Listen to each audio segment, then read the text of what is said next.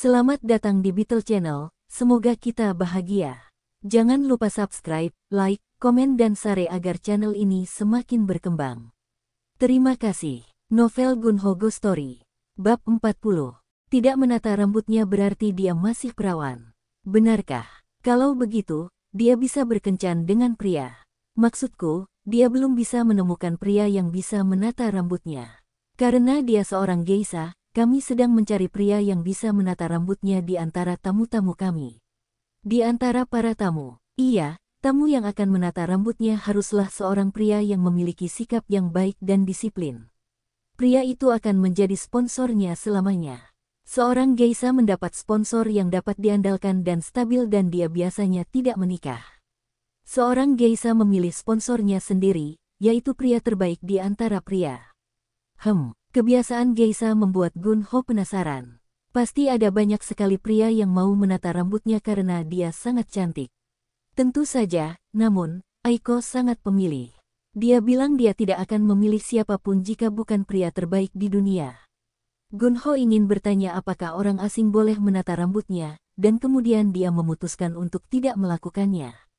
Namun, penerjemah, Jongrok sudah menanyakan pertanyaan yang sama kepada Mama Sang. Apakah dia keberatan jika ada orang asing sebagai sponsornya? Seperti pria Inggris atau Amerika. Hahaha, apakah kamu memikirkan Amil-san? Amil-san sudah menikah. Aiko bahkan tidak akan menganggap pria beristri sebagai sponsornya. Soalnya sulit menemukan pria lajang yang mampu datang ke bar kita karena biayanya sangat mahal. Ada pemuda lajang yang memiliki ayah kaya. Aiko benci laki-laki seperti itu. Katanya laki-laki itu pasti manja. Aiko punya kisah hidup menyedihkannya sendiri. Dia kehilangan orang tuanya karena kecelakaan mobil ketika dia masih kecil. Orang tuanya adalah seorang guru di sebuah sekolah dasar di kota Sapporo. Sebagai seorang yatim piatu, dia berpindah dari satu rumah kerabat ke rumah kerabat lainnya hingga dia sadar. Gion distrik geisha terkenal di Kyoto. Dia berusia 14 tahun saat itu. Hahaha, ngomong-ngomong, kalian semua lebih tertarik pada Aiko daripada minumanmu. Oh, kami minta sebotol sake lagi. Bahkan setelah Gunho kembali ke New Ontani Hotel, dia tidak bisa berhenti memikirkan Aiko. Bulu matanya yang tebal, matanya yang berkilau, dan bibirnya yang penuh Gunho tidak bisa berhenti memikirkannya. Apalagi memikirkan kulitnya yang berkilau membuat jantungnya berdebar. Mori Aiko, aku ingin melihatnya menari lagi. Bolehkah aku pergi ke bar itu sendirian lagi? Tapi aku tidak bisa. Berbahasa Jepang. Gunho merasa sangat haus, dia mengeluarkan sebotol air dari lemari es di kamar hotel dan meneguk air. Gunho memutuskan untuk kembali ke Korea untuk saat ini, berjanji pada dirinya sendiri bahwa dia akan kembali lagi dalam waktu dekat. Dia tidak bisa tinggal di Jepang lebih lama lagi kali ini meskipun dia sangat ingin, karena pengacara Yang Jin Kim harus kembali ke Korea untuk bekerja, liburannya hampir berakhir. Ketika Gunho kembali ke Korea, dia menerima panggilan telepon lagi dari Won Chul-jo. Gunho, bagaimana perjalananmu ke Jepang? Tidak apa-apa. Terima kasih sudah bertanya. Kami akan mengadakan pertemuan dengan teman-teman SMA lusa di bar Sukho. Sukho dari Jalan Gyeongridan. Ya, dia bilang dia akan menutup bar hari itu dan menyewakan tempat itu kepada kita untuk pertemuan kita. Benarkah?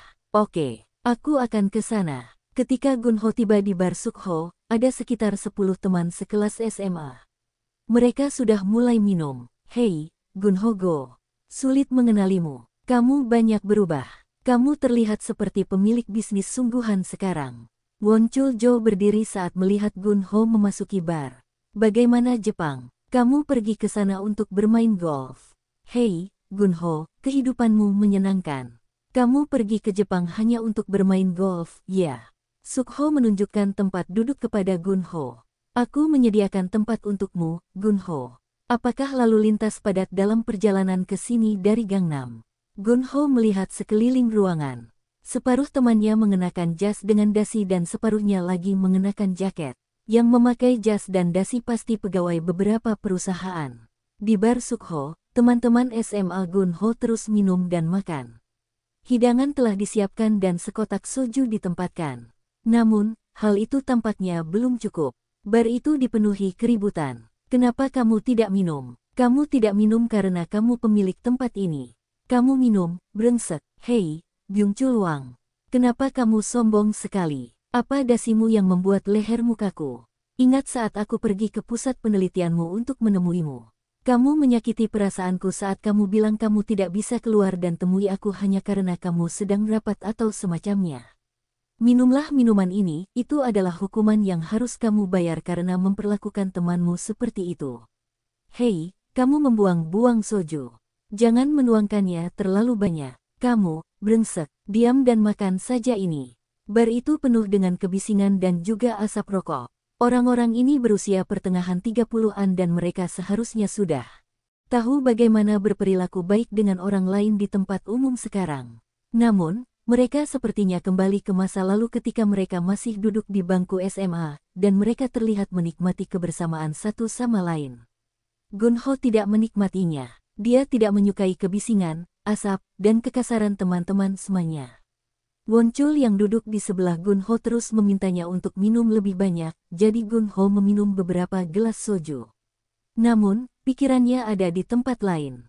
Dia sedang memikirkan tentang bar rahasia di kota Hanam dan bar yang tenang di kota Shinjuku di Jepang. Gunho menjadi terbiasa dengan gaya hidup orang kaya. Saya tidak melihat Jae Sikmun di sini, yang biasa duduk di depan saya di sekolah menengah. Jae Sikmun baru saja terlintas di benak Gunho dan dia bertanya kepada teman yang duduk di sebelahnya. Jae Sik tinggal bersama neneknya saat itu. Dia juga memiliki keluarga miskin. Jae Sik, dia mengirimkan paket untuk mencari nafkah. Dia kehilangan semua pendapatannya di pasar saham, saya katakan padanya dia tidak boleh berinvestasi di pasar saham. Dia sekarang memiliki nilai kredit yang buruk, dan dia tidak bisa datang dan nikmati pertemuan seperti ini sekarang. Benar-benar, Gunho merasa tidak nyaman. Mungkin uang yang saya hasilkan dari pasar saham termasuk uang Jack Sik yang hilang di pasar saham. Sukho tiba-tiba mulai berteriak, "Hei, berhenti bicara sebentar, dan dengarkan aku. Won Chul Jo yang mengatur pertemuan ini untuk kita ingin mengatakan sesuatu." Ruangan menjadi sunyi dan Won Chul berdiri dari tempat duduknya. Sudah 15 tahun kita lulus SMA. Hei, langsung saja. Saya ingin menjadikan pertemuan ini sebagai pertemuan rutin kita sehingga kita dapat terus berbagi persahabatan. Saya membawa beberapa brosur untuk itu. Coba lihat, nama arisan kita West Facing Club. Apakah nama itu mempunyai arti? Banyak dari kami dulunya tinggal di kota Juan di kota Incheon atau Bucheon. Sekolah menengah kami juga terletak di sana. Jadi, untuk mengingat daerah tempat kami pernah tinggal, saya menamai pertemuan kami West Facing. Kedengarannya seperti menghadapi tawon. Orang-orang terkekeh. Won Chul Jo membaca brosur yang dibawanya untuk teman-temannya di bar. Itu tentang memulai pertemuan sosial dengan teman-teman SMA. Semua orang setuju untuk memulai pertemuan agar mereka bisa bertemu satu sama lain secara rutin. Dan kemudian mereka mulai memperdebatkan jumlah biaya keanggotaan, apakah harus 30.000 won atau 50.000 won. Perselisihan itu berlangsung selama 30 menit. Gunho ingin meninggalkan bar setelah membayar berapapun jumlah uang yang mereka minta. Bagaimana menurutmu, Gunho? Bagaimanapun juga, aku baik-baik saja. Aku hanya akan mengikuti apa yang diputuskan. Setelah menentukan besaran biaya keanggotaan, mereka mulai meluangkan waktu lagi untuk memilih presiden klub. Mereka semua menominasikan Gunho untuk posisi tersebut karena dia kaya. Gunho melompat dari tempat duduknya. Gagasan untuk mengambil alih klub ini dan terus-menerus berkumpul secara dekat dengan orang-orang ini membuatnya ngeri. Saya pikir Won Chul Jo harus mengambil posisi presiden karena idenya adalah untuk berkumpul secara rutin. Saya tidak cocok untuk posisi itu. Saya akan membayar sejumlah uang untuk mendukung pertemuan kita. Gunho dengan tegas menolak mengambil posisi itu. Won Chul, sebaliknya, tampaknya tertarik untuk mengambil posisi tersebut. Dua tipe orang yang sangat berbeda sangat kontras. Gunho lebih seperti seorang pertapa, sedangkan Won Chul adalah orang politik. Gunho mengambil tindakan proaktif untuk mengonfirmasi terpilihnya Won Chul sebagai presiden West Facing Club. Semuanya, mari bertepuk tangan untuk memberi selamat kepada Won Chul yang telah menjadi presiden klub kita. Satu atau dua orang mulai bertepuk tangan dan kemudian semua orang bertepuk tangan. Gunho kemudian berdiri dari tempat duduknya. Aku pergi ke Jepang minggu lalu dan aku punya sisa uang perjalanan. Ayo pindah ke tempat lain, aku akan membelikan kalian semua minuman dengan uang itu untuk merayakan pembentukan klub. Di mana kita sekarang? Kita berada di dalam kota Itaewon, kan? Kota Itaewon yang terkenal. Sayang sekali jika kita tidak minum lebih banyak di kota Itaewon. Bukankah begitu? Ya, kamu benar sekali. Kamu pandai berbicara, Gunho. Kamu tidak seperti ini ketika kita masih di sekolah menengah. Pokoknya, ayo kita minum lebih banyak seperti yang disarankan Gunho. Ayo pergi, ayo pergi. Lebih dari 10 orang dalam satu kelompok berjalan menuju kota Itaewon. Begitu Gunho datang ke kantornya, dia menelepon pengacara Yang Jin Kim. Pengacara Kim, apakah ini saat yang tepat untuk berbicara? Ya, itu bagus. Kamu menghabiskan terlalu banyak uang pada perjalanan terakhir kita ke Jepang, Gunho. Maafkan aku. Tidak, jangan. Sebutkan itu. Tidak banyak sama sekali. Bar di kota Shinjuku itu harganya mahal kan? Tempat itu terkenal dengan harganya yang mahal. Tidak apa-apa. Kita semua bersenang-senang, kan? Ngomong-ngomong, apa yang membuatmu meneleponku pagi-pagi begini? Oh, saya menelepon untuk menanyakan tentang seorang akuntan. Saya sedang mencari seorang akuntan. Firma Anda memiliki banyak akuntan, bukan? Itu benar. Jika Anda memiliki seorang akuntan yang dekat dengan Anda, maukah Anda memintanya mencari akun dengan nama Nakjong Lee? Dari kantor akuntan Ancang. Maaf menelepon Anda untuk meminta bantuan di pagi hari seperti ini. Informasi akun dapat dengan mudah ditemukan di asosiasi akuntan atau semacamnya. Mengapa Anda tidak bertanya kepada akuntan yang bekerja sama dengan perusahaan Anda? Saya tidak ingin melibatkan akuntan yang bekerja dengan saya. Dia ingin mengambil pekerjaan itu untuknya. Ini bisa menyusahkan. Apa yang sedang kamu lakukan, kawan? Aku akan memberitahumu nanti. Oke, saya akan lihat apa yang bisa saya lakukan. Ada begitu banyak akuntan. Ini akan memakan waktu lama. Setelah makan siang, Gunho menerima telepon dari pengacara Yang Jin Kim. Tak seorang pun di firma kami mengenal akuntan tersebut, Nakjong Lee secara pribadi, namun, salah satu rekan pengacara saya mengenal presiden kantor akuntan Ancang. Oh, kalau begitu dia bisa mencari tahu tentang akuntan itu, kan?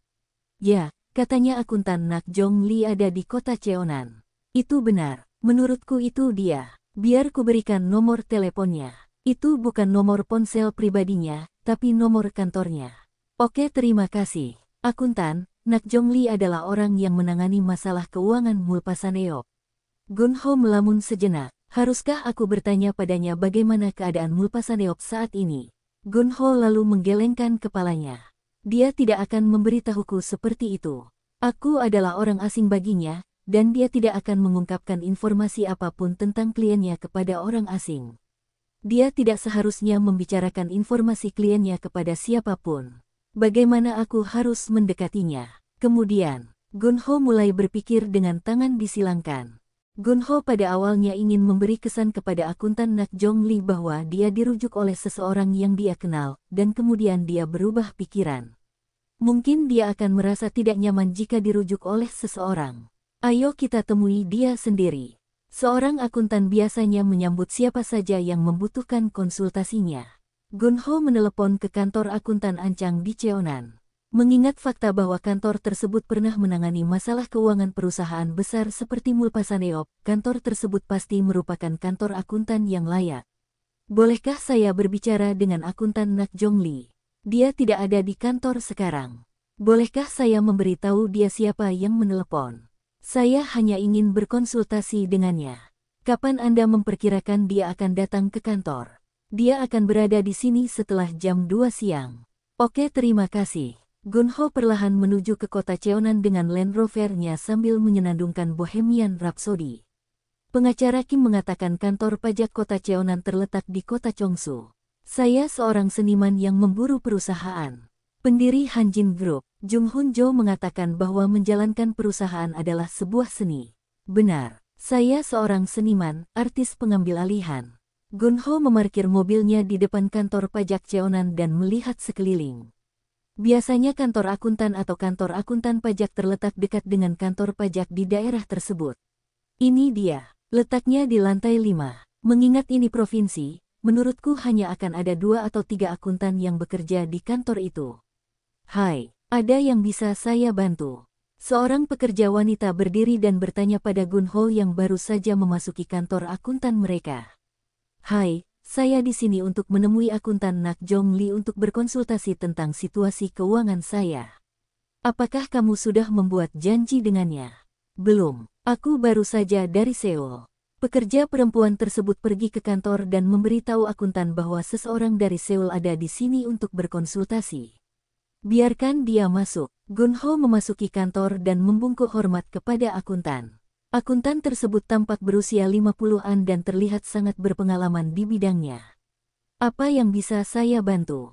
Gunho memberikan kartu namanya kepada akuntan dan berkata, saya menjalankan bisnis persewaan properti di Seoul. Saya juga memiliki usaha patungan dengan Tiongkok di Provinsi Jiangsu, Tiongkok. Akuntan Nak Jong Lee melihat kartu nama Gunho dan kemudian melihat wajah Gunho, dia memiliki ekspresi curiga di wajahnya. Saya sebenarnya datang ke sini untuk mengetahui tentang Mulpasaneop di kota Asan. Apakah Anda kreditor Mulpasaneop? Tidak, tidak. Saya dulu bekerja di perusahaan yang merupakan salah satu vendor Mulpasaneop. Saya ingin membantu perusahaan itu. Menurutmu bagaimana kamu dapat membantu perusahaan? Saya juga melakukan bisnis uang tunai. Saya rasa saya bisa meminjamkan sejumlah uang. Akuntan Nak Jong Lee berkata dengan ekspresi mencibir di wajahnya. Anda sudah melihat laporan keuangan mereka, bukan? Saya punya gambaran kasar tentang situasi keuangan mereka. Jika demikian, mengapa kamu meminjamkan uang kepada mereka? Meskipun mereka tidak memiliki properti nyata yang dapat digunakan sebagai jaminan pinjaman, saya pikir harus ada cara lain untuk mendapatkan pinjaman. Mereka harus memiliki aset lain seperti peralatan atau semacamnya. Akuntan Nak Jong Lee menggelengkan kepalanya dari sisi ke sisi. Itu tidak masuk akal. Pekerja perempuan itu masuk ke kamar dan meninggalkan teh hijau panas di atas meja. Saya dulu pernah bekerja di pabrik. Pabrik harus memiliki sesuatu yang cukup berharga untuk dijadikan jaminan. Saya belum pernah mendengar ada yang menggunakan sebongkah besi tua sebagai jaminan pinjaman. Saya rasa saya tidak bisa membantu Anda dalam masalah Mulpasaneop. Silakan pergi. Izinkan saya menanyakan satu hal, lalu saya akan pergi. Jika saya menawarkan untuk meminjamkan uang kepada Mulpasaneop dengan bunga 20%, menurut Anda apakah Presiden Mulpasaneop akan mengambil uang saya? Dia akan mengambil uang Anda, tentu saja, karena dia telah banyak menderita dengan para kreditor. Tahukah Anda bahwa mereka sudah memulai proses kurator di pengadilan? Gunho sedikit terkejut tetapi berusaha untuk tidak menunjukkan emosinya kepada akuntan tersebut. Saya sebenarnya datang ke sini untuk menanyakan hal itu kepada Anda. Saya ingin mengetahui nomor kasus mereka.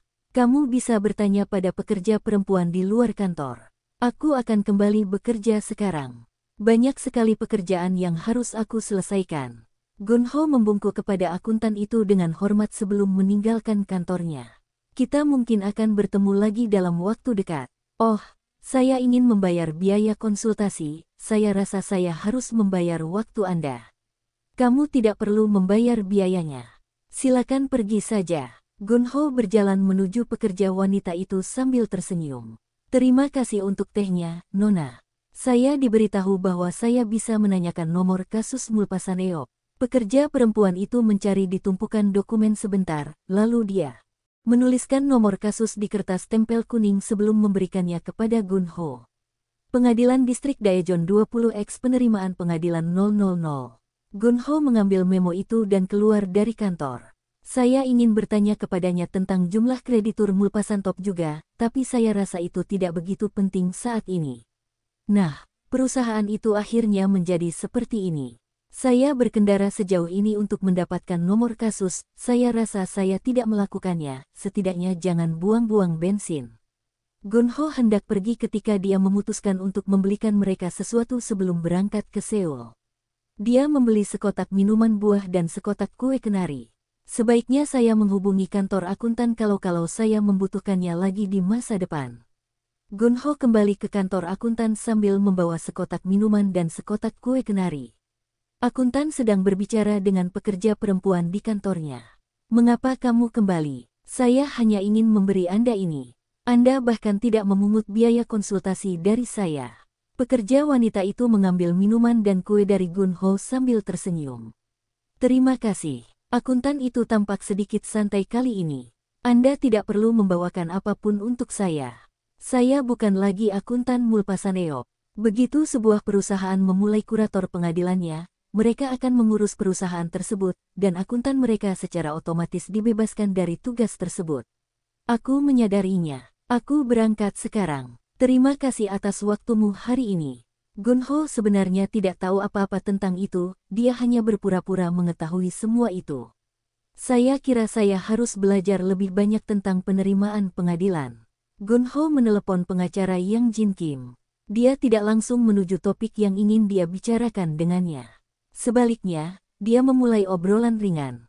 Hei, kita juga harus bermain golf lagi di Tiongkok.